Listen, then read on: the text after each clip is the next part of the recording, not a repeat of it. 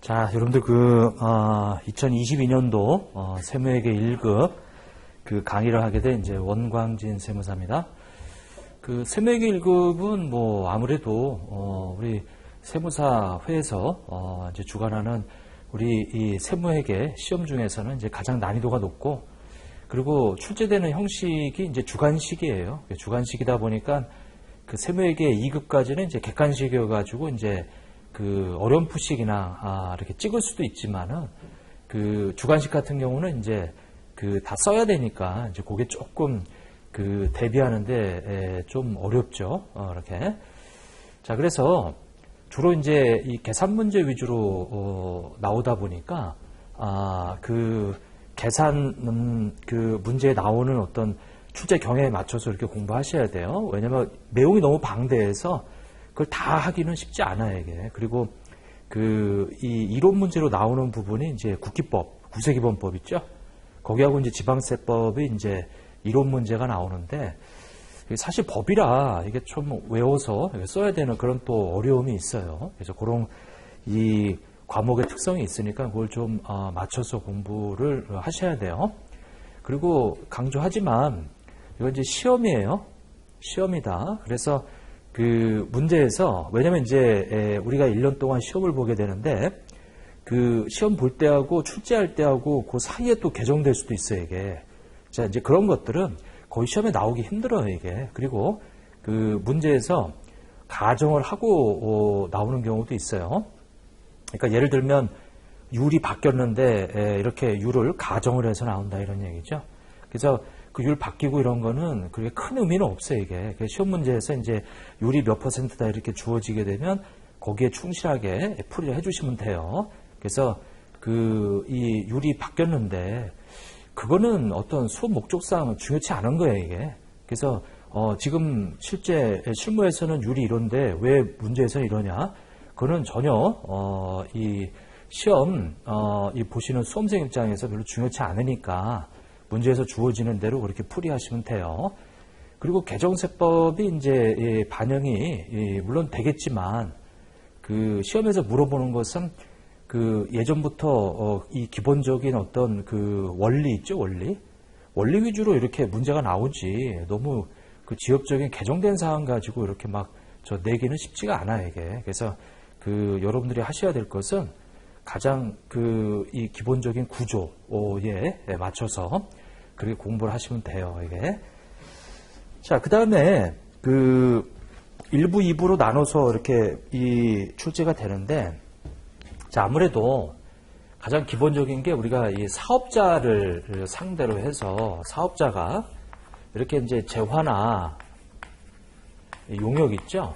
재화나 용역을 이 공급을 한단 말이에요, 이게. 이렇게. 그럼 이제 여기 공급을 받는 사람들이 있어요. 공급 받는 사람. 공급 받는 자다. 주로 이제 이 사업자들은 이제 공급자, 공급하는 자죠. 공급하는 자, 이렇게. 자, 그러면 공급받는 자가 이제 일종의 이제 소비가 이루어지다 보니까 이 소비에 대해서 이제 이 부과하는 것이, 그러니까 이제 소비에 대해서 과세하는 것이 이 VAT, 이제 이걸 이제 부가가치세라고 그래요. 이게. 그래서 소비자가 이제 내는 세금을 우리가 부가세라고 하는데, 이게 이제 과세권자예요. 주로 이제 정부나 지자체들이 있어요, 이렇게. 정부나 지자체들. 그러면 공급받는 자가 소비에 대해서 이제 이것을 우리가 소비세라고 해서 이제 부가세를 갖다 내는데, 이렇게 이 신고 납부하기가 어렵다, 이거죠. 신고 납부가 이제 어렵다. 자, 그래서 이 사업자가 이제 부가세를 대신 부가가치세를 이 거래할 때 이제 징수한다, 이거죠. 거래할 때 징수한다.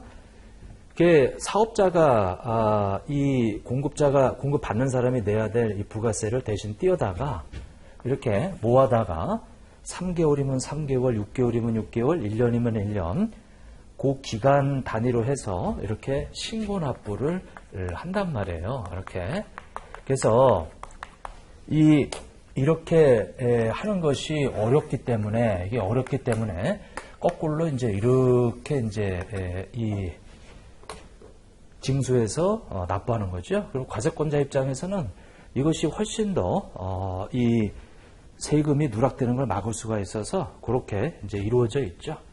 그러니까 지금 우리 가장 첫 번째는 이 부가가치세를 먼저 공부하셔야 돼, 이게. 자, 그 다음에 사업자들은 이렇게 재화율 공급을 하게 되면 이제 뭐가 생기냐면 소득이라고 하는 것이 이제 생겨요. 그러니까 소득에 대해서 이 내야 되는 세금을 우리가 소득세라고 그래요. 근데 이 사업자가 개인인 경우에 있고요. 그 다음에 이 소득이 생기는데 이 사업자가 법인인 경우가 있어요. 법인소득세라고 해서 흔히 이제 법인세라고 부르죠. 이건 소득세라고 부르고. 자, 그래서 일단 이것에 대해서 먼저 공부를 하고요. 그 다음에 두 번째 이걸 하고, 그 다음에 이제 세 번째 이제 이렇게 이 공부 순서는 이제 이렇게 할 거예요. 이렇게 세 가지. 자, 이것이 이제 3대 세법이라고 해서 이제 가장 중요한 거고요. 그 다음에 여기다 플러스 우리가 이제 이 국세 기본법이다라고 해서, 자, 국세 기본법. 요거 이제 일종의 이제 총칙 개념이에요. 총칙 개념. 즉 말해서 다른 세법들의 공통된 사항들을 이제 모아다가 이제 규정해 놓은 거. 이 국세 기본법이 있고요. 그 다음에 이제 지방세법이 있어요. 이렇게. 근데 이제 지방세법은 다 나오는 게 아니고 그 중에 가장 중요한 것들, 취득세, 재산세, 뭐 이런 중요한 거 위주로만 좀 말씀을 좀 드릴 거예요. 이렇게. 우리 세무회계 1급은 이런 식으로 해서 요것이 이 1부와 2부로 나눠 가지고 이제 시험에 나올 것이다. 그리고 이 주관식이에요. 주관식. 주관식이라고 하는 것이 이제 참 부담이 되지, 이게. 이렇게. 그래서 이 법인세하고, 그 다음에 이제 부가가치세죠. 부가가치세. 그 다음에 이제 소득세란 말이에요. 이렇게. 소득세. 그 다음에 국세기본법. 그 다음에 지방세법. 이렇게. 주로 이제 되어 있더라. 여기는 이제 주로 이게 60점이나 이게 40점으로 해서 이제 분포해서 나오고, 그 다음에 여기가 거의 80점으로 해서 나오고요. 거의 10점이나 이렇게 10점으로 해서 이렇게 해서 이제 나오게 돼 있어요, 이게. 자, 이제 이 가장 먼저 해야 될 이제 부가세부터 이제 내용을 좀 보도록 하자. 자, 세무회계 1급은 일단 세법을 처음 접한다. 그러면 세무회계 1급을 들으면 안 돼요. 이거는. 왜냐면 이제 세무회계 3급도 있고 세무회계 2급도 있단 말이에요. 일단은 3급이든 2급이든 하나는 들었다. 아니면 그 정도는 공부가 돼 있다라는 전제 하에 이걸 들으셔야 돼, 이게. 왜냐면 여기서 기초적인 것까지 다 할 수가 없어요, 이게. 여기 출제 경향에 맞게 주관식에 나올 수 있는 거 위주로 해서 거기에 접근해서 실전으로 주관식 문제를 풀고 이렇게 들어가야지. 거기 하나하나 다 얘기하면 이건 뭐 몇백 시간이 필요한 거예요, 이게. 그러면 수업 목적상 맞지가 않고 세무회계 1급에 맞게 이제 그렇게 할 테니까 만약에 내가 어떤 이론적인 것이 잘 모르겠다 싶으면은 별도로 좀 참조하셔야 되게 별도의 세법책을. 요거는 요약서이기 때문에 우리 세무회계 1급 책은 요약서이면서 이 온전히 주관식 풀이하는데 초점에 맞춰져 있는 교재예요. 오로지 세무회계 1급에 맞춰져 있는 교재니까 너무 디테일한 부분이라든지 이제 그런 부분들, 아마 교재에 없는 부분들은 별도로 세법책을 보셔야 되고, 그리고 요 교재는 요약서고 수험서예요. 실무서가 아니란 말이에요, 이게. 여기서 실무를 찾으면 안 되는 거예요, 이거. 왜냐면 이제 가장 기본적인 이 개념 툴, 이런 것들을 공부하는 게 여기 세무회계 1급이란 말이에요. 그래서 이제 그렇게 좀 염두에 두시고. 자, 이제 그러면 부가세법부터 한번 내용을 한번 살펴볼게요. 자, 부가가치세의 특징이다. 시험하고 아무 관계 없어요. 이거 원래 이제 세무회계 3급이나 거기서 해결하고 오셔야 되는 부분인데 첫 시간이니까 좀 말씀을 좀 드릴게요, 이게. 자, 부가세는 이제 말 그대로 이제 value, added, tax 이렇게. 자, 그래서 이제 VAT 있다 이렇게 돼 있죠. 그래서 이것은 더해진 가치. 자, 더해진 가치의 이제 텍스, 세금이에요. 우리나라는 일단 세율은 이렇게 두 가지, 10%와 0세율로 되어 있다. 그래서 더해진 가치에 대해서 이렇게 세금을 내는 것을 우리가 부가가치세라고 하는데, 그 첫 번째 특징이 이제 국세다라고 하는 거죠. 자, 국세라고 하는 것은 우리나라가 이렇게 만약에 이렇게 있다면, 자, 우리 이 제주도가 있고요. 여기는 이제 만약에 저 강남이 있다. 이렇게. 자, 부가세를 우리가 이 강남 세무서에 갖다 내야 되는데 제주 세무서에 갖다 내도 효력에는 아무런 영향이 없죠. 왜냐하면 국세라고 하는 것은 우리나라 전 영토에 다 영향을 미치기 때문에 관할이 달라도 어차피 국고로 다 들어간단 말이에요. 자, 그런데 이거 말고 이제 지방세가 있어요. 강남 세무서에 갖다 내야 될 지방세를 저기 이제 제주다. 그럼 이거 관할이 다르잖아, 이게. 관할이 다르면 여기는 무신고고 여기는 과다신고란 말이에요. 그래서 이제 지자체는 지방세는 지자체 재원이기 때문에 이제 그런 것을 좀 염두에 두자. 그래서 이 국세라고 하는 것은 이게 2022년도에 일단은 76.3% 이렇게. 자, 그 다음에 23.7%가 이제 이 지방세로 요것이 23.7%죠. 그 다음에 이 75점 그 다음에 되어 있는 것이 74.7% 이렇게 되어 있죠. 그 다음에 요 차이 나는 것이 이제 25.3% 이렇게 이제 되어 있더라. 자, 요것이 이제 올해 2022년도 개정세법이고, 요건 이제 내년부터 이제 또 이만큼씩 또 올라가죠. 요게 참조만 하세요. 왜냐면 여러분들이 부가세 신고 납부 하더라도 그 부가세 100% 다 부가세 아니에요. 그 중에 요 23.7%는 지자체로 다시 내려가요, 이게.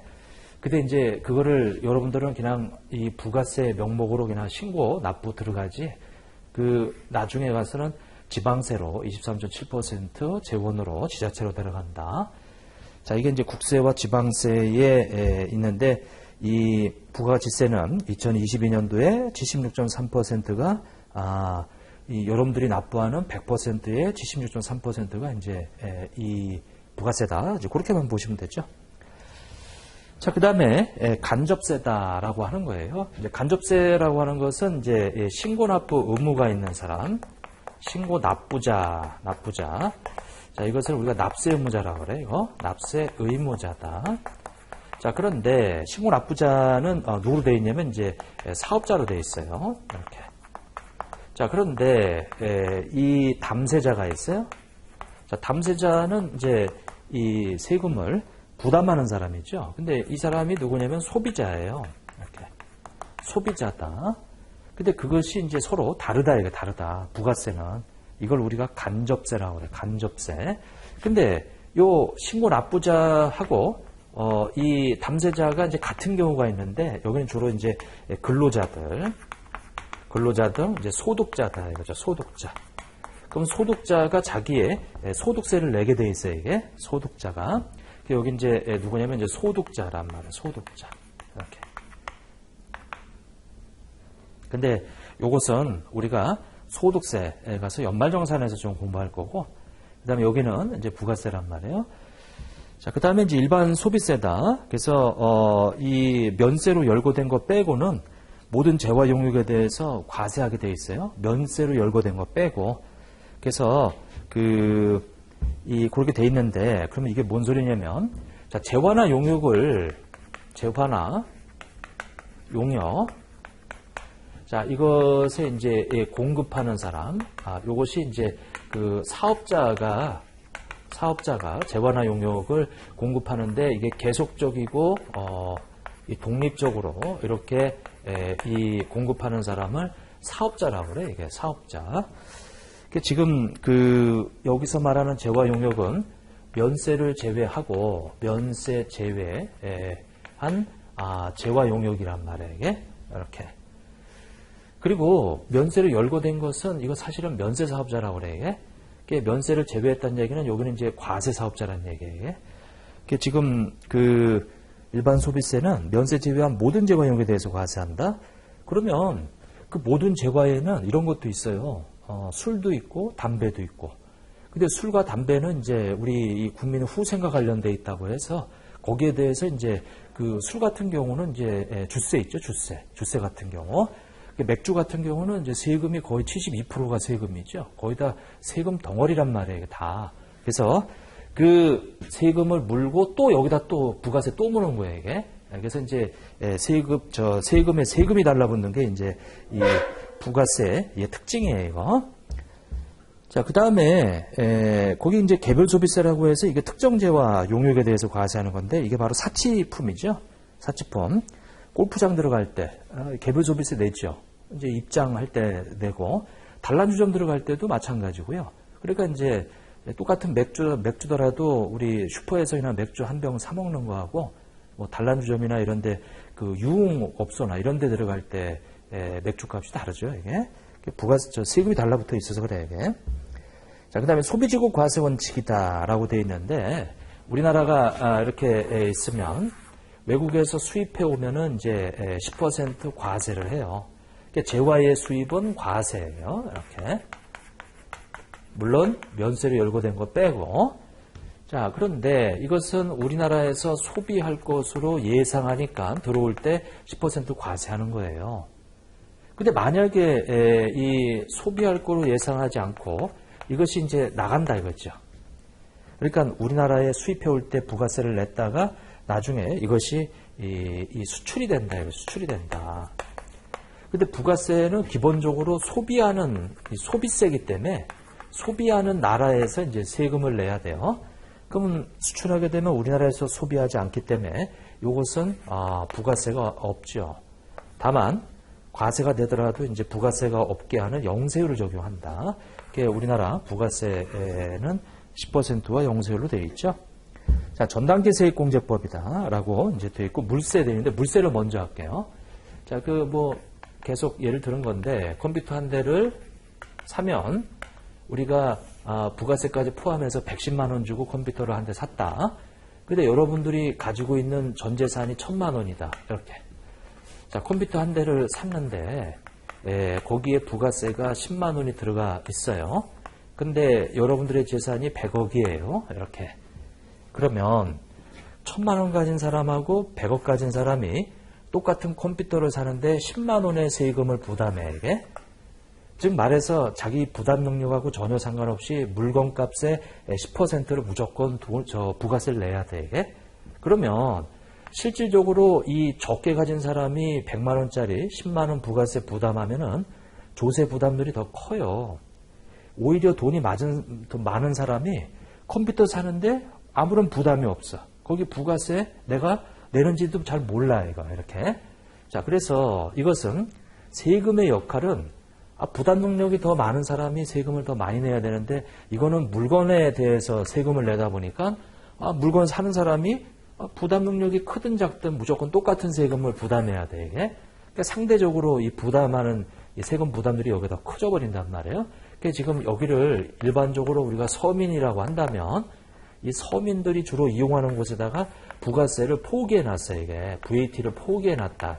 나라에서 이 부가세를 포기해 놨다. 자, 이걸 보고 우리가 면세라고 해요, 이거는. 이렇게 면세다. 이렇게 주로 서민들이 이용하는 곳에다가 면세를 해놨어요. 그게 이제 여러분들이 아파서 병원 가면은 면세고, 또 처방전 받아서 약국 가면 면세고, 그러니까 약국 사업자들은 다 면세 사업자들이란 말이에요. 이게. 병원도 마찬가지고, 원칙적으로. 그리고 여기 오는데 버스 타고 왔다, 지하철 타고 왔다, 다 면세예요. 이게. 예. 근데 이제 고급 승용차다. 그건 주로 사치품이다 보니까 이제 아직까지는 이제 그래서 이제 이 승용차에 대해서는 이제 부가세를 물고 또 개별 소비세를 또 물고 이렇게 이 사람들한테는 주로 사치품에 대해서 이제 개별 소비세라든지 이런 거를 물린단 말이에요. 그래서 이 서민들한테는 부가세를 포기하고 여기 이 사치품에는 세금을 더 얹어버리고 그래서 이것을 이 역진성이라고 하는데 그러니까 이제 서민들이 이용하는 곳에 부가세 붙여버리면 이제 세금 부담률이 커지니까 그걸 포기하고 그 다음에 이 사람들한테는 더 개별적으로 다른 소비세를 부담시켜서 역진성을 완화시키고 있다. 그 역진성을 완화시키고 있는 제도가 면세 제도하고 이런 개별 소비세 이런 것들이 있다. 이런 얘기죠. 오케이. 자, 이게 물세고요. 그 다음에 이제 전단계 세액 공제법이라고 하는 게 있어요.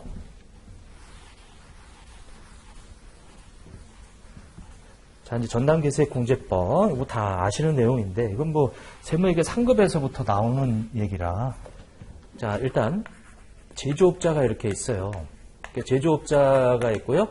그 다음에 이제 도매업자가 이렇게 있고, 그 다음에 이제 이렇게 소매업자가 이렇게 있고, 그 다음에 이제 소비자가 이렇게 있어요. 그럼 이렇게 단계를 거쳐서, 처음에 제조업자가 1,000원의 물건을 만들어서 도매업자한테 팔아요. 그럼 제조업자 입장에서는 자기가 만든 1,000원의 재화를 도매업자한테 팔게 되면 도매업자가 소비자지. 제조업자 입장에서는 소비자예요. 그러면 1,000원에 사가져오면서 이제 10%인 부가세를, 제조업자는 10%인 100원을 받아요. 자, 이런 걸 보고 뭐라고 하냐면 우리가 거래할 때 이것을 부가세를 징수한다. 거래 징수라고 그래 이게. 그리고 이런 거래 징수했다는 것을 확인해주는 서류를 보고 우리는 텍스 인보이스라고 해서 세금 계산서라고 그래 이게. 자, 그 다음에 도매업자는 이제 1,500원에 이제 그걸 소매업자한테 팔아요. 마찬가지로 도매업자 입장에서는 소매업자가 소비자니까 10%에 해당되는 150원을 거래 징수해요. 그 소매업자는 이제 그 1,500원, 150원을 부담하고 물건을 사가져오죠. 그리고 소매업자는 이거를 소비자한테 이제 팔아요. 근데 그것이 2,000원에 파는데 부가세 10% 이렇게. 그러면 소비자는 최종 2,200원에 이제 소비하는데 중요한 것은 전단계 세액공제법은 우리 도매업자 전단계, 이거 제조업자죠. 이게 이제 매출 단계고 이게 매입 단계인데 우리 매출 단계 전 단계가 바로 매입 단계인데 매입 단계에서 부담한 세액을 공제해주는 이 방법이 전단계 세액 공제법이라고 하는 거예요. 이게 이렇게. 그러면 전단계 세액 공제법은 제조업자가 100원 요 도매업자한테서 받아서 갖다 낸다 이렇게 공제해 주는데 요거 사가져온 거 없고 제조업자가 100원을 갖다 냈죠. 그리고 도매업자인데 이 제조업자가 일단은 세무서에 100원을 갖다 냈어요. 근데 도매업자가 사가져올 때 부담한 요 100원을 여기서 빼준단 말이에요.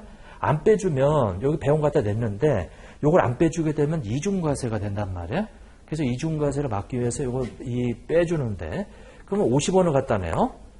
근데 중요한 거는 도매업자 갖다 내는 50원은 내가 100원을 부담했지만 150원을 받아서 내는 거기 때문에 도매업자 돈이 아니고 이 다음 사람인 소매업자한테서 받아서 낸 거예요. 제조업자도 도매업자한테서 받아서 낸 거예요. 그리고 소매업자도 이렇게 이걸 공제해 주지. 자, 그러면 소매업자도 이제 이렇게 해서 50원을 갖다 내요. 이렇게. 자, 그러면 제조업자, 도매업자, 소매업자 각각 사업자마다 이 부가세를 이제 갖다 내는 걸 보고 우리가 다단계 거래세라고 해요. 다단계 거래세. 그리고 이렇게 이 세무서에 이렇게 신고 들어가는 이 사람들을 우리가 납세 의무자, 사업자라고 한단 말이에요. 여기는 사업자가 아니야 이게. 네? 그러니까 소비자가 이렇게 200원을 이렇게 갖다 내는 것은 기대하기 어렵다 이거죠. 그러니까 사업자가 이렇게 이 각각 이 다단계로 해서 200원을 신고 납부해줘라 이제 그런 얘기죠. 총 200원 이 소비자가 이 부담했다. 소비자가 부담했다 이렇게. 그리고 요것은 사업자들이 갖다 냈다 이렇게. 납세 의무자라고 하죠. 자, 이게 기본적인 부가세 구조고 이렇게 되려면 가장 중요한 것은 요 거래 징수했다는 것을 입증하는 바로 이 세금 계산서 제도라고 하는 것이 가장 중요하다. 이 거래 징수했다는 것을 우리가 알 수 있는 거.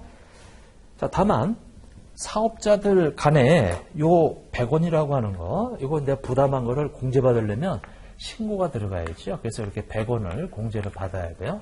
이것도 마찬가지로 50원을 공제를 이렇게 받아야죠. 이게 이렇게 돼 있다. 자, 그러면 여기서 용어들 뭐 다 아시는 내용들이에요. 자, 요 200원 매출세. 자, 요 150원. 자, 이것을 우리가 매입할 때 부담한 세액인데, 자, 그것을 이렇게 공제받는 걸 보고 매입세 공제라고 부르죠. 그리고 앞에 있는 이 2,000원을 우리는 공과세 표준이다. 이렇게 부르죠. 근데 과세 표준은 우리가 각각의 공급가에, 자, 그것을 우리가 합쳐놓은 거예요. 이렇게. 자, 그 다음에 여기서 지금 요 두 가지를 합친 것을, 요 두 가지를 합친 거. 이게 이제, 이 두 가지 합친 것을 공급 대가라 불러요. 공급 대가. 용어들이. 자, 요거는 부가세가, 포함되어 있지 않은 거고, 이것은 부가세가 포함된 거죠. 포함된 거. 이렇게. 일단 뭐 용어들은 다 알고 계신 거죠, 이거? 그 다음에 이제 요 50원이라고 하는 것은 이제 납부세액이다. 이렇게. 돼 있죠. 자, 이게 이제 이 기본적인 구조예요. 이게 이제 전단계 세액 공제법을 얘기하고 다단계 거래세다라는 거를 얘기하는 거죠. 자, 그 다음에, 100원이다. 그 다음에 50원이다. 그 다음에 여기가 1,500원 주고 150원이라고 하는 것을 부담했는데 2,000원에 만약에 이것이 수출업자예요. 수출업자. 그럼 수출업자면은 소비자가 이제 이 국외에 있어요. 국외의 소비자다. 이렇게. 그럼 나갈 때 이게 0의 세율을 적용하다 보니까 0이 적용이 돼요. 그래서 이렇게 하게 되면 150원이 이게 마이너스 이렇게 150원이 되겠죠. 그러면 지금 이렇게 갖다 내고 이렇게 갖다 냈는데 지금 여기서 150원이 이제 환급을 받아요. 이렇게 150원을 환급을 받는다. 지금 이 부분 있죠? 150원. 자, 이것을 우리가 환급세액이라고. 환급세. 자, 여기는 이제 플러스여서 납부세액인데 여기는 마이너스여서 환급세액이다. 자, 그러면 과거에 들어갔던 150원이 여기 수출하는 수출업자 단계에서 다 환급이 돼, 이게. 왜? 우리나라에서는 소비가 일어나지 않기 때문에 이 150원이 다 환급되고 그걸로 끝난다. 이렇게 끝난다. 우리나라에서 부가세 부담은 제로죠. 부가세 부담은 제로죠. 그래서 이것은 빨리빨리 우리나라에서 부담하는 게 없으니까 조기 환급 제도로 이어지는 거예요. 이것은 이렇게. 자, 그 다음에 100원이고 그 다음에 50원이에요. 자, 그 다음에 이제 1,500원 주고 150원. 그 다음에 이제 2,000원 이렇게 돼 있는데 여기는 이제 만약에 면세 사업자예요. 이게. 부가세를 아예 포기했어, 이게. 그럼 부가세를 포기하게 되면 부가가치세법상의 사업자가 아니고요. 법인세 소득세법상의 사업자예요. 그 법인세 소득세법상의 사업자는 요 부담한 매입세액을 공제해줘라. 그런 규정이 없지. 왜냐면 부가세법 적용을 안 받으니까. 매입세 공제를 못 받아, 이게. 그래서 여기다가 얹어요. 내가 부담할 수 없으니까 이렇게 얹어. 그러면 이 면세 사업자가 제공하는 것은 소비자가 2,150원에 소비하게 돼. 자, 그러면 여기는 2,200원이었는데 과세하게 되면 이제 면세했더니 2,150원이 돼가지고 가격이 이제 하락했지, 이게. 하락. 가격이 하락하는 것은 이건 누구를 위한 거예요? 소비자를 위하는 거지. 소비자를 위해 면세하는 거예요. 그러면 이 50원이 왜 가격이 하락했느냐? 여기는 들어가고 세무서에 이렇게 들어갔어요. 근데 여기 지금 1,500원에서 여기 2,000원. 지금 창출한 게 얼마냐면 이제 500원이거든, 이게. 부가가치가. 500원에 대한 10% 얘를 포기한 거지. 50원.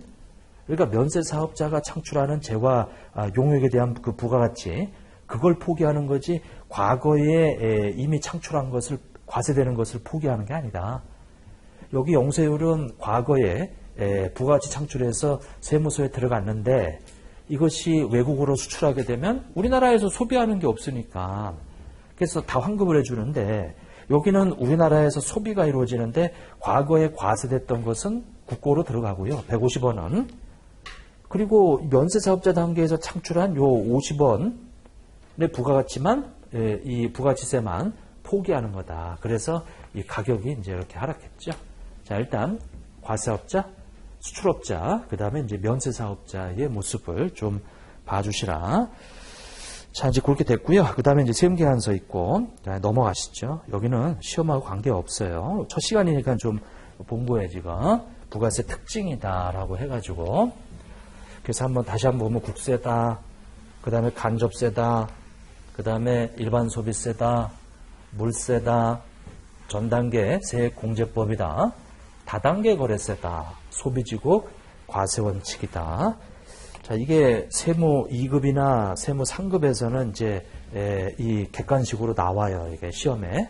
하지만 우리 주관식에서는 부가세 문제가 40점으로 해서 나오기 때문에 이 앞부분은 안 나와요. 나오기 어려워요, 이게. 뒤에 이제 가면은 나올 게 얼마나 많은데, 이게. 과표 구하고, 매출세액 구하고, 납부세액 구하고, 그 다음에 우리 겸용 사업자 같은 경우는 공통매세 안분 계산하고, 나올 게 많거든요, 뒤에. 자, 이제 두 번째는 납세 업무자다. 납세 업무자. 자, 이것도 일반적으로 이제 중요한 거 위주로 납세 업무자만 볼게요. 개정된 게 있는데, 신탁 관련된 게 있는데, 너무 지엽적인 건 빼고, 일단 일반적으로 납세 업무자는, 우리 사업자예요. 사업자인데, 자, 이 사업자는, 부가가치세법상의 사업자가 있고요. 소득세, 법인세법상의 사업자가 있어요. 이렇게. 부가가치세법상의 사업자, 이렇게 이제 되어 있는데, 부가가치세법상의 사업자는 일반과세자라고 하는 게 있고요. 간이과세자라고 하는 게 있고요. 겸용사업자라고 하는 게 있고요. 여기는 이제 주로 면세사업자들이에요. 이렇게. 부가세를 포기해가지고 이제 부가세법 사업자가 아닌 사업자들을 말한다.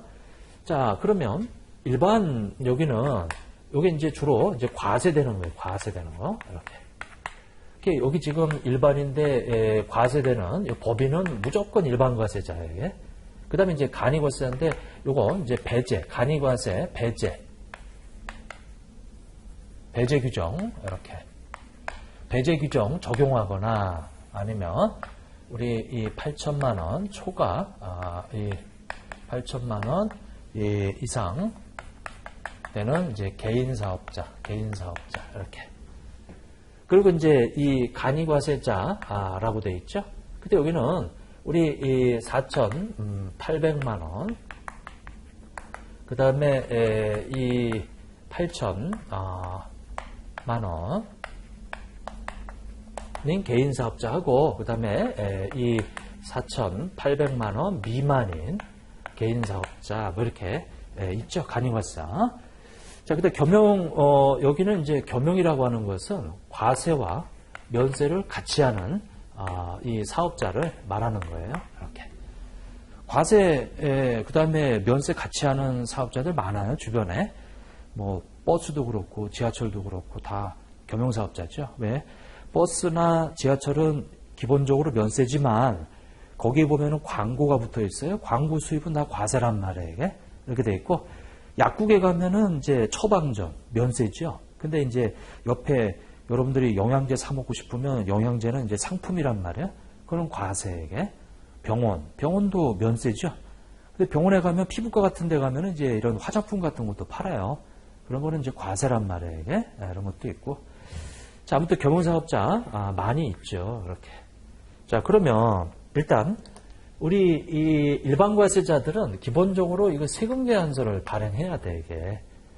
그리고 간이과세자 중에서 요 4,800만 원 이상 8천만 원. 요건 이제 우리가 개정되기 전에는 이 일반과세자였단 말이에요, 이게. 그 사람들이 원래 세금계산서 발행했었거든. 이렇게. 근데 4,800만 미만은 원래부터 세금계산서는 발행을 못하고요. 이렇게. 그리고 여기 소비자 상대 업종이면 영수증 발행할 수 있고, 여기도 영수증 발행할 수 있고요. 여기 영수증 발행한다. 이렇게. 여기는 최종 우리 소비자 상대하는 업종일 때 그렇다는 얘기예요. 소비자 상대 업종 이렇게 돼 있고, 자, 그 다음에 여기는 과세다. 과세면 당연히 세금계산서를 이제 발행하고요. 그 그 다음에 최종 소비자 상대하는 겸용사업자. 자, 면세는 세금 계산서가 아니고 이제 계산서예요. 계산서 이렇게. 그 다음에 이제 이렇게 돼 있고요. 이 면세는 이제 계산서다. 이렇게 돼 있죠. 자, 일단 사업자는 뭐 그렇게 봐주시고, 자, 그 다음에 거기 이 4,800만 원 이 미만인 사업자들 있죠. 거기 이 쭉 보시고, 자, 그 다음에 어디냐면 하나 알아두실 것이, 여기는 개인 같은 경우는 요 금액이 공급 대가예요. 공급 대가. 요거 그래서 이제 공급 대가가 그렇다. 공급 대가가 뭐죠? 공급가액에 뭘 더한 거? 부가세 포함한 거. 자, 그것이 4,800만 원. 근데 이것은 직전연도에 직전연도. 직전연도 이 공급대가, 이 4,800만 원 또는 8,000만 원, 그렇게 판단한다. 직전연도예요. 직전연도라는 얘기는 직전 1년도 이 전체 이 부가세 포함한 그 금액, 총 금액이 그렇다는 얘기죠. 자, 재화를 이제 수입하는 자다. 이제 사업자하고 재화를 이제 수입하는 자, 이렇게.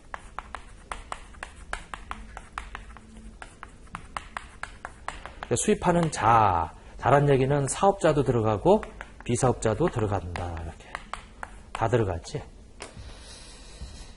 자, 이제 그렇게 돼 있고요. 자, 그 다음에 이제 과세기간 봐보죠. 여기 앞에는 시험에 거의 나오기 힘들어요, 이게. 왜냐면 이제 이 세무회계 상급부터 보던 내용이고, 이 계산 문제하고 직접적으로 관련은 없어요, 이게. 근데 이제 첫 시간이니까 좀 보는 거고, 납세지다. 자, 원칙. 우리 각 사업장마다 이렇게. 자, 납세지 과세기간이죠. 과세기간부터 먼저 보죠. 요거 납세지는 좀 이따 보고, 1기와 2기 이렇게 뭐 다 아시는 거죠. 6월 30일, 그다음에 7월 1일부터 12월 31일 이렇게 1기, 2기로 나눠진다. 자, 근데 이제 이 과세기간이라고 하는 말과 과세기간이에요. 과세기간. 그리고 신고기간이 있어요. 그래서 여기가 예정 신고기간 이렇게.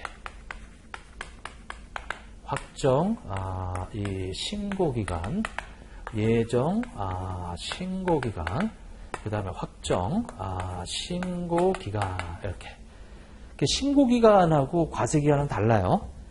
우리 법인 같은 경우는 이 과세기간을 1기, 2기로 나눠놨는데, 이 1기를 법인 같은 경우는 이제 이 기본적으로 이렇게 원칙이죠. 원칙적으로 이제 예정, 확정, 예정, 확정 다 하게 돼 있어요. 이게 예정, 확정 다 하게 돼 있더라. 이렇게 이제 돼 있고요.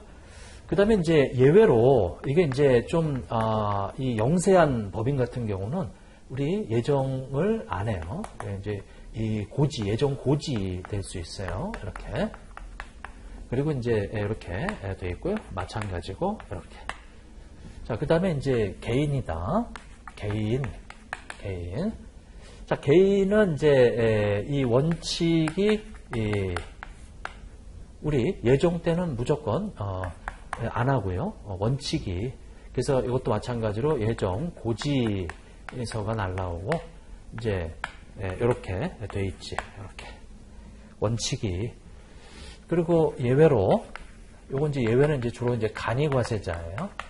간이과세자는 이제 이렇게 안 하고 1년에 한 번만 해. 1년에.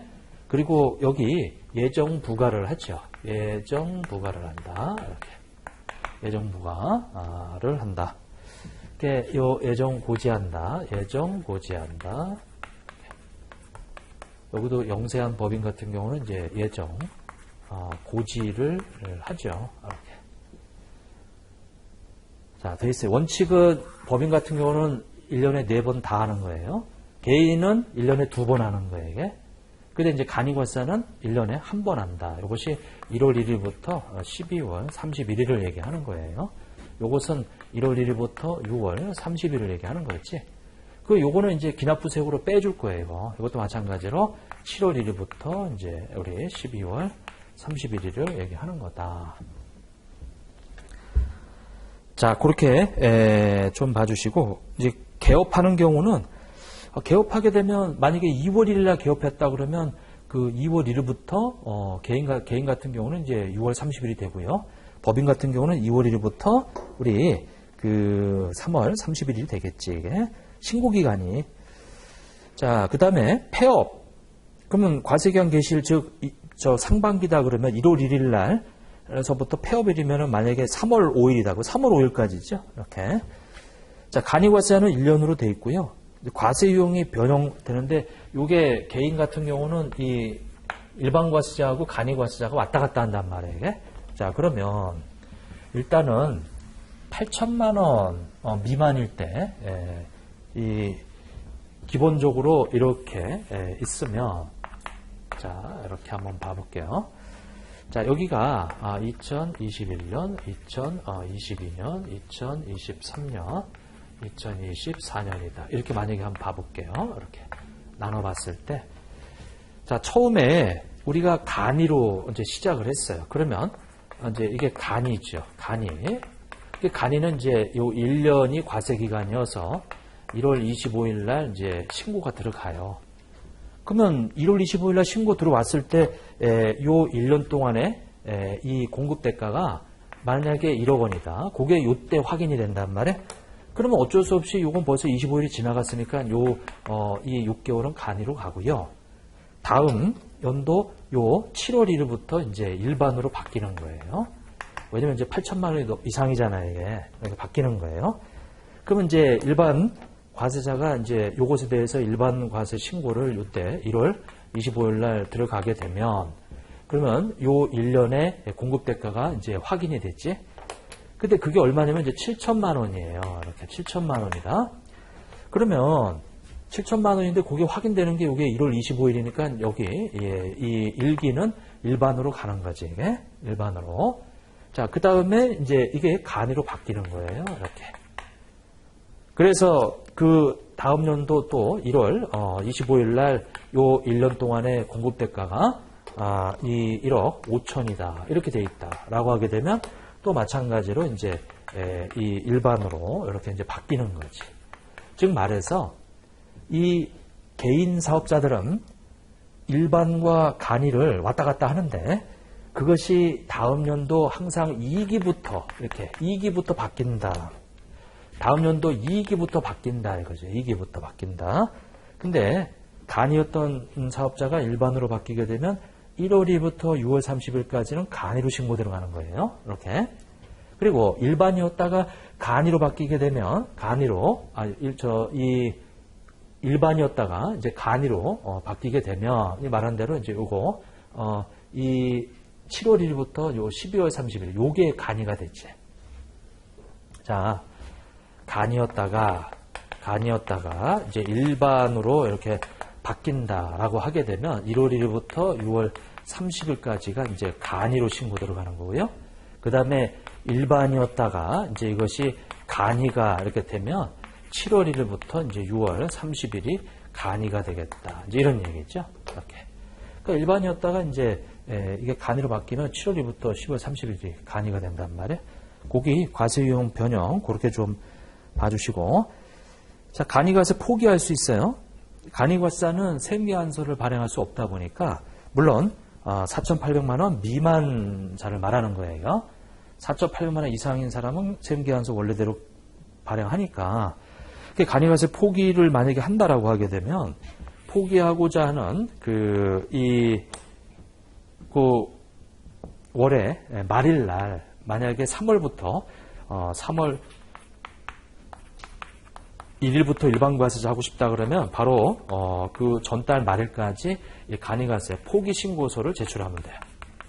포기신고서를 제출하면 되겠다. 그러면 그 적용하고자 하는 달 1일부터 이 일반과세자가 되는 거예요. 이렇게. 그러니까 이제 포기 신고를 한 달에 다음 달 1일부터 일반이 되는 거죠. 자, 신고 기한은 과세기간 종료일 25일 내에 신고해라. 이렇게.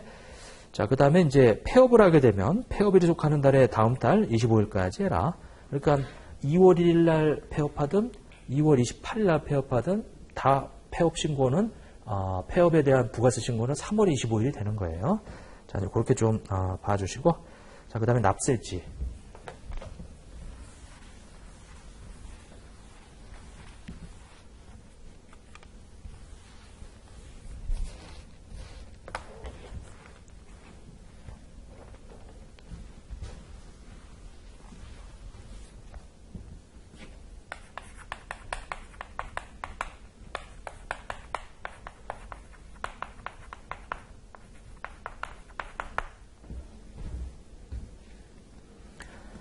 자, 그 다음에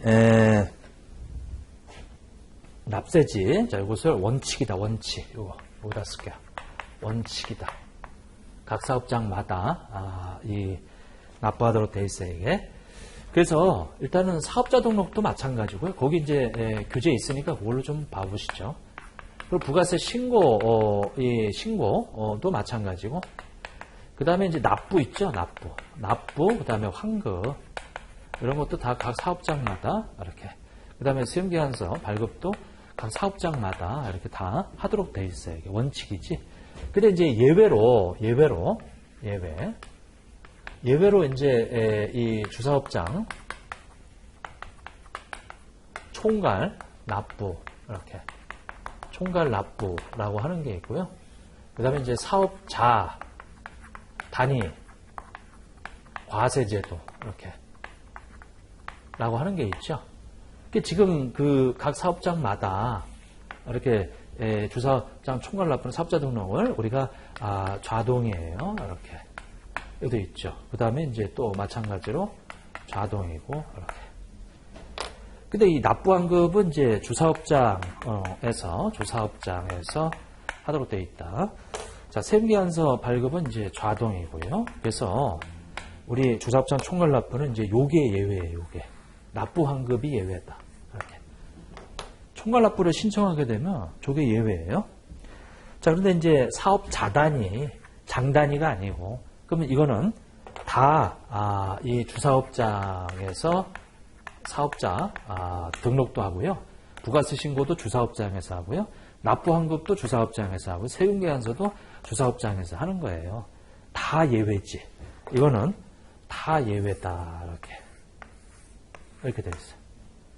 그러니까 지금 원칙은 우리가 만약에 강남세무서, 강동세무서 이렇게 그 다음에 역삼세무서 뭐 이렇게 돼 있다라고 한다면 사업장이 여기 각각 있으면 각각 해야 돼요. 이렇게 여기 나와 있는 거 다 해야 돼. 이게 원칙이에요. 근데 이 주사업장 총괄 납부는 강남세무서에 사업자 등록되고 세무계산서 발행하고 부가세 신고하고 다 해야 돼요. 강동 마찬가지로 다 역삼 다 이렇게 역삼. 근데 이제 예외가 이 강남에다가 이제 주사업장으로 신고를 하게 되면 여기서 신고는 각각 하고 납부하고 환급만 여기 예외다. 이렇게 납부환급만 예외다. 이런 얘기죠.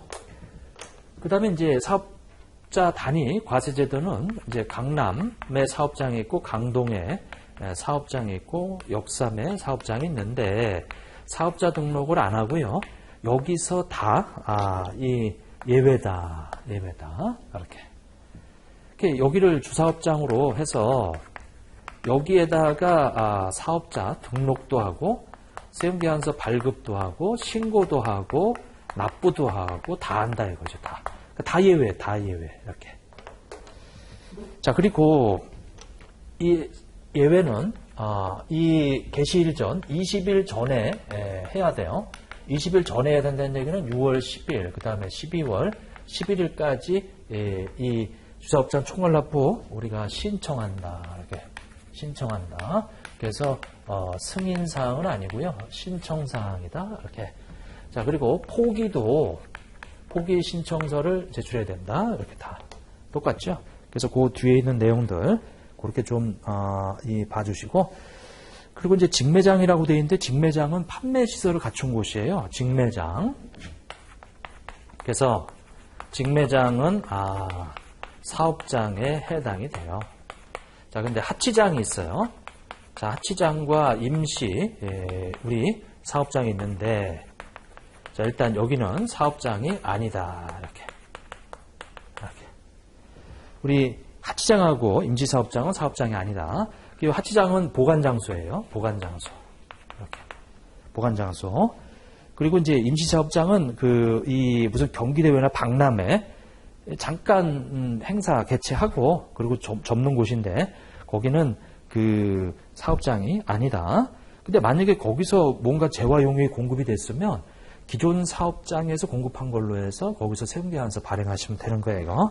자, 그래서 일단 직매장은 사업장이다. 여기는 사업장이 아니다. 라는 거, 그것만 좀 봐주시고, 그 다음에 이제 그 밑에 보면 사업장의 종류인데, 제조업 같은 경우 최종 제품이 완성되는 곳이에요. 단지 포장만 하고 용기 충전하는 장소는 사업장이 아니에요. 그래서 예를 들면 그 화장품 이제 제조하는, 판매하는 사업장인데, 이 화장품을 만드는 사업장은 사업장이지만, 그거를 가져다가 다른 곳에서 이 용기에 충전하고 포장한단 말이에요. 그러면 거기는 사업장이 아니에요, 이게. 그래서 이제 이 포장, 용기 충전만 하는 장소는 사업장이 아니라. 자, 그 다음에 건설업이나 운수업, 부동산 매매업 같은 경우는 이제 법인은 등기부상 소재지예요. 주의하실 점은 그 건설 현장이 아니다. 그 건설업자의 등기부상 소재지고, 개인은 업무를 총괄하는 곳이고, 자, 부동산 임대업은 그 부동산 등기부상 소재지예요. 예, 이게 사업장이에요.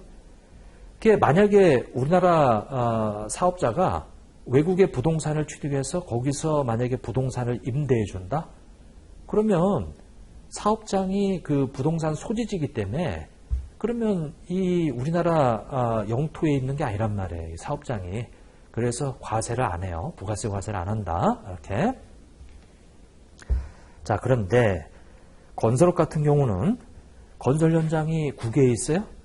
그러면 건설 현장이 사업장이 아니에요. 우리나라 안에 그 건설업자의 사업장이 등기부상 소재지가 우리나라에 있으면 그럼 저 부가세 과세를 하지, 이게. 그래서 부동산 임대업 같은 경우는 사업장이 등기부상 소재지이기 때문에 그렇게 좀 국외에 있으면은 과세하지 않는다.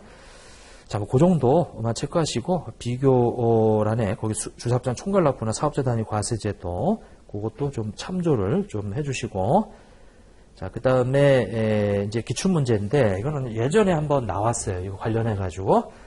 근데 이제 또 나오기는 쉽지 않아, 이게. 근데 이제 나왔으니까 한번 그 내용을 살펴보도록 하죠.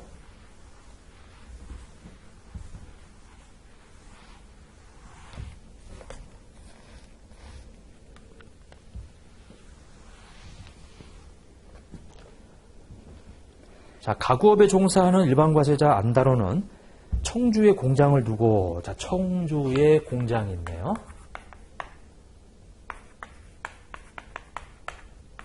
자, 이거는 사업장이에요, 공장은. 왜냐면 제품을 만드는 장소니까. 자, 대전에 판매장이 있어요. 대전에 판매장이 있더라, 이렇게. 판매장이. 근데 대전에 판매장과, 그 다음에 거기 뭐냐면, 주사무소를 두고 있네. 여기 이제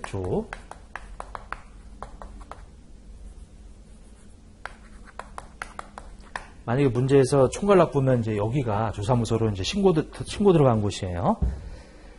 자, 20년 1기 거래내역 토대로 강물음에 답하되 그 계산 과정을 명시하시오. 자, 첫 번째 문제 보면 사업소득 총수익 금액을 계산하시오. 이렇게 되어 있네요. 자, 청주 공장 하고 대전 이거 다 내 거지. 이게 다 내 거예요. 이렇게. 자, 다 내 거다. 그런데 원재료 5천만 원에 매입해서 여기 청주 공장에서 지금 이 원재료를 5천만 원에 사가지고 왔네요. 이렇게. 그래서 800은 청원에 설치한 하치장에 이제 이렇게 800만 원어치 원재료가 보관하고 있네. 이게. 그 다음에 원재료 3천만 원을 대전 판매장으로 반출하고 여기서 이 원재료 3천만 원 이제 반출을 했어요. 이렇게. 그리고 1,000만 원은 천안 거래처에 판매를 했네. 요거 청주가 이 천안 거래처에 이 1,000만 원어치 팔았어요. 예, 판매를 했네. 판매를 했어요. 자, 그리고 대전 판매장의 거래 내역은 다음과 같다. 완제품 재고분 1억 5천만 원 판매한 다음 날 청주공장으로부터 완제품 3천만 원을 반출 받았다. 이렇게 되어 있네요. 근데 요것이 원재료가 아니고 완제품이죠. 완제품. 그리고 여기서 이제 1억 5천만 원이 이제 판매가 일어났어요. 이렇게 판매가 일어났다. 자, 그리고 다음날 청주공장으로부터 완제품 받았고 그 다음에 가구 제조기계 2,500만 원 수선을 위해서 이 청주공장으로 반출했네요. 요거 이렇게 우리 수선기계 2,500만 원짜리 요 기계 요거 이제 수선을 위해서 이제 반출됐네. 이렇게 돼 있어요 지금 내용이. 자, 우리 첫 번째는 이 수익 금액이 얼마냐 이렇게 물어보네요. 수익 금액. 자, 사업소득 우리 총수익 금액은 얼마가 되겠느냐.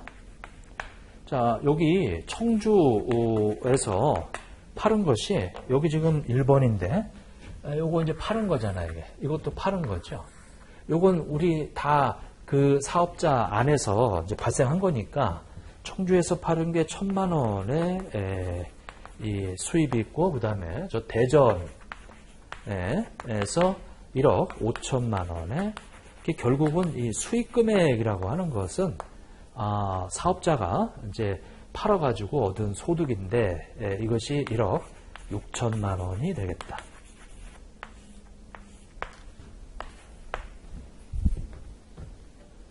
자, 두 번째 봐보세요. 총괄납부 사업자, 총괄납부 사업자네요. 총괄납부, 이렇게. 자, 총괄납부, 이 사업자래요. 자, 그럼 이걸 하나 알아두세요. 아까 제가, 이 강남이다. 그 다음에 이제, 이 역삼이다. 뭐 이렇게 쭉 있는데, 원래는, 각각이 다 사업장이란 말이에요. 이렇게. 근데 이제 하나 조심하실 것은 이게 사업장마다 신고납부하게 되어 있다 보니까 여기서 이렇게 이 판매 목적 반출이 일어나잖아요. 판매 목적 반출이 만약에 일어나게 되면 이것은 원칙이 재화의 공급이에요. 재화의 공급이다. 이렇게. 공급이다. 그래서 세움계약서를 이렇게 발행해야 돼. 이거. 근데 사업자들은 이게 이해가 안 되지. 이것도 내 거, 이것도 내 건데. 근데 부가가치세에서는 이게 사업 장 단위로 신고납부하다 보니까 여기 있던 물건을 일로 갈 때 이것을 재화의 공구로 봐요. 이게 원칙이란 말이에요, 이게. 근데 예외로 이것이 우리 총괄납부. 그 다음에 이제 사업자 단위 이렇게. 그러면 요거 우리 신청해가지고 우리 적용하고 있는 사업장은 어차피 이 사업 장단위로 여기서 신고납부하는데 총괄 납부가 예외니까 어차피 합쳐가지고 한 군데서 주사업장으로 신고를 한 군데서 납부 환급 받는단 말이에요. 그리고 사업자 단위는 어차피 사업자 등록을 안 내, 이게. 그 사업자 등록을 안 내면은 어차피 이걸로 다 세금계산서 발행하니까 그거는 재화의 공급으로 보지 않아요. 이렇게. 재화의 공급으로 보지 않는다. 그래서 세금계산서를 발행을 안 해, 이게. 근데 이게 단서가 있어요. 단 해가지고. 사업자가 모르고, 총괄납부 사업자가 재화의 공급이 아닌데, 세금계산서 발행하면 안 되는데, 이걸 모르고 세금계산서를 발행해버리면, 그때는 재화의 공급으로 본다. 이렇게. 왜냐면 재화의 공급이 아닌데 세운기한서를 발행하잖아요.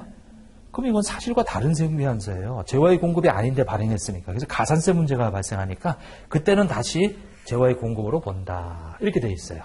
자, 그러면 총괄납부 사업자인데 내 사업장에서 내 사업장으로 완제품이 3천만 원 가는 거 총괄납부 사업자는 예외로 이거 공급으로 보지 않는다. 공급으로 보지 않는다. 그러면 청주에서는 지금 이번에 납부세액을 각각 구하라고 돼 있는데 여기 1,000만 원 요거 1,000만 원에 대한 이 10% 요것이 이제 매출세액이고요. 요 매입한 것은 5천만 원이죠. 5천만 원. 5천만 원에 대한 10% 이렇게 돼 있다. 자, 일단은 과세 표준은 1,000만 원이고요. 그 다음에 이 납부 이 세액은 그 공장 같은 경우는 여기 보면은 이제 얼마가 이게 500이고 여기가 100이란 말이에요. 그럼 이것이 400이 되겠지. 이렇게 400. 자, 그리고 대전이 있는데 대전은 요 과표가 1억 5천이에요. 1억 5천 곱하기 이제 10%. 이게 이제 매출세액이죠. 그 다음에 빼기. 중요한 거는 총괄납부기 때문에 여기서 완제품 3천만 원 받은 거 이걸 공급으로 보지 않기 때문에 이게 이 매입이 아니에요. 그러면 이건 이제 제로다 이거 제로다 이렇게 제로다. 그러면 1,500이라고 하는 것이 이제 되겠죠. 이렇게. 그 총괄납부인데 여기가 주사업장이니까 요거를 가감해가지고 여기서 1,100만 원만 납부하고 여기는 납부하지 않아요. 이게 이렇게. 자, 그러면 이 판매장에서 1,100만 원 납부하고요. 여기 청주는 납부세액이 없다. 요거 환급인데 여기서 가감해가지고 이쪽에서 다 해결한단 말이에요. 그래서 이제 요 2번은 요렇게 좀 봐주시면 되고요. 3번. 일단은 과표는 요게 과표예요. 1,000만 원하고 1,500이 과표다. 자, 이제 그렇게 봐주시고, 그 다음에 이제 3번을 봐보세요. 3번.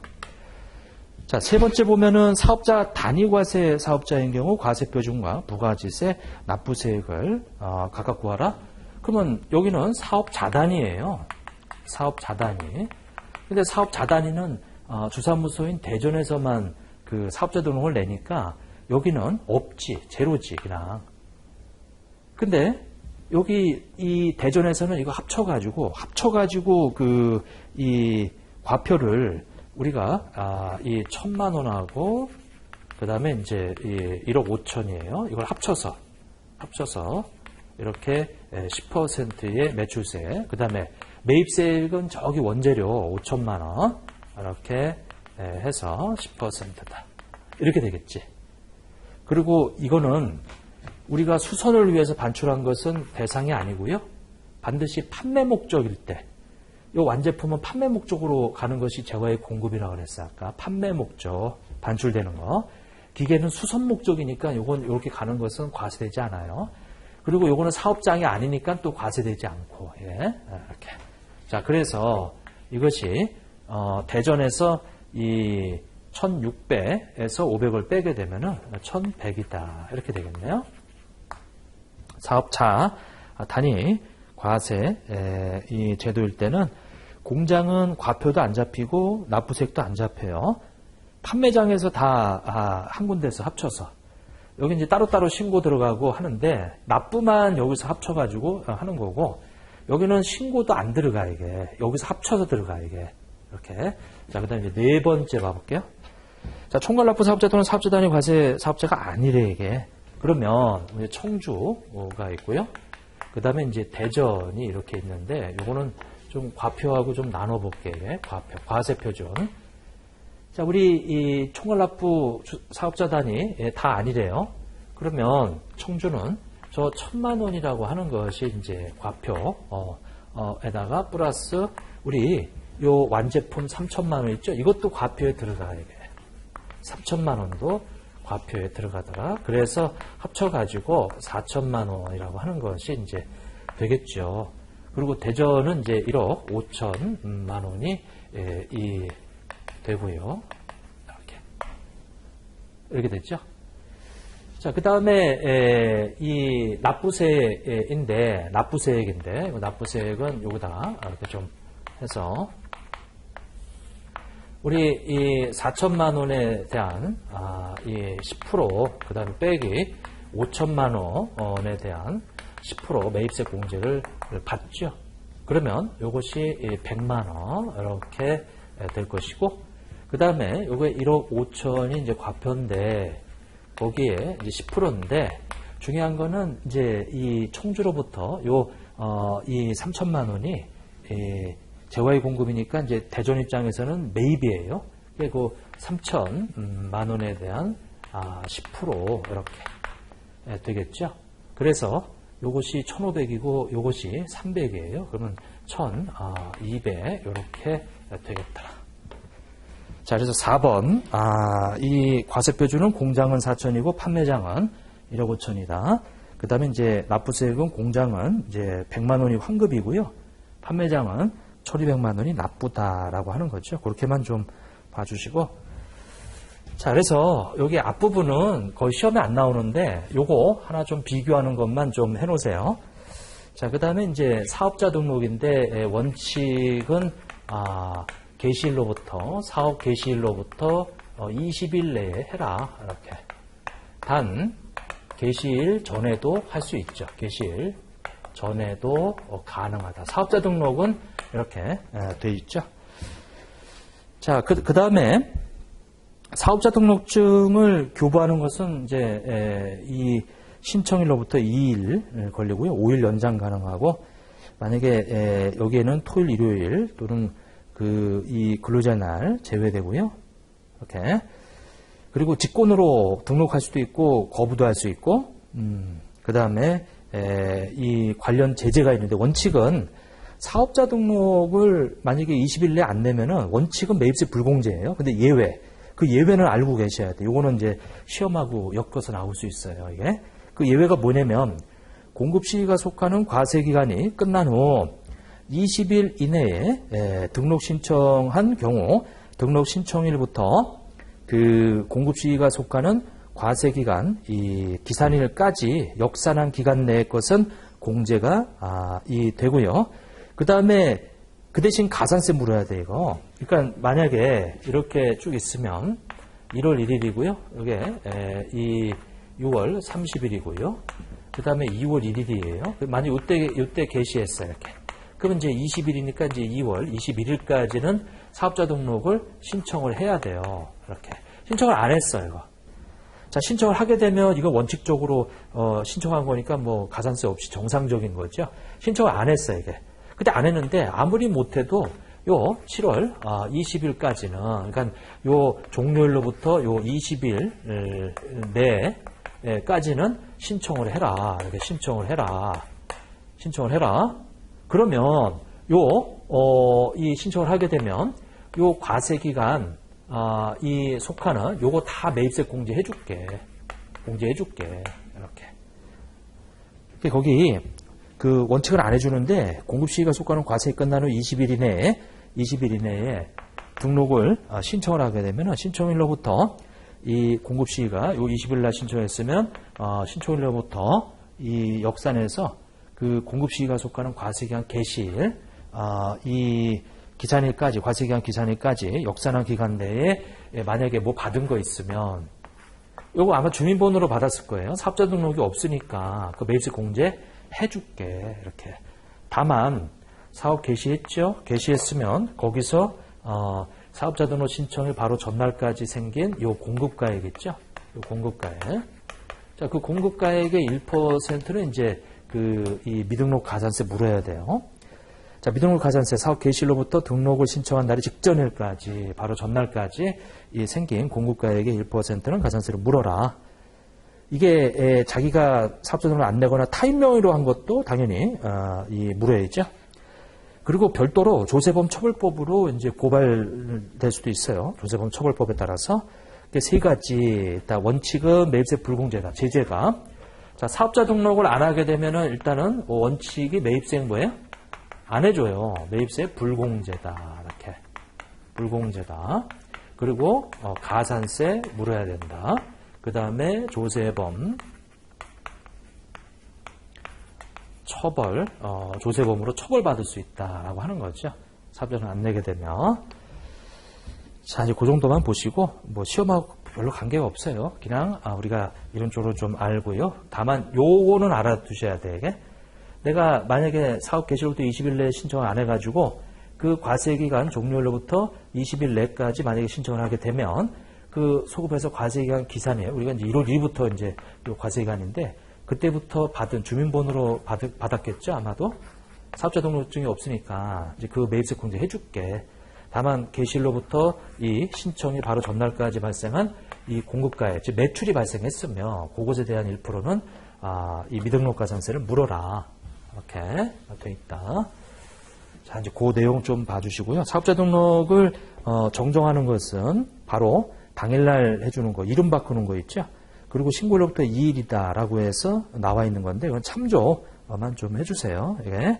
사업의 종류 바뀌거나 뭐 다만 그 4번에 보면 상속으로 사업자의 명의가 변경되는 거 이렇게 증여는 상속은 정정사항이지만 이 증여는 폐업사유예요. 그러니까 아버지가 사업을 자식한테 증여를 했다. 그럼 아버지는 폐업하는 거고 아들은 새로 사업자 등록 이제 새로 개시하는 거지. 그래서 이제 그렇게 돼 있고요. 뭐 그렇게 그냥 참조하시는 거예요. 이렇게 돼 있다. 자, 그 정도 보시고, 그 다음에 그 뒤에 거, 과세 대상 및 거래 시기가 있는데, 그거는 조금 쉬었다가 또 하도록 하겠습니다.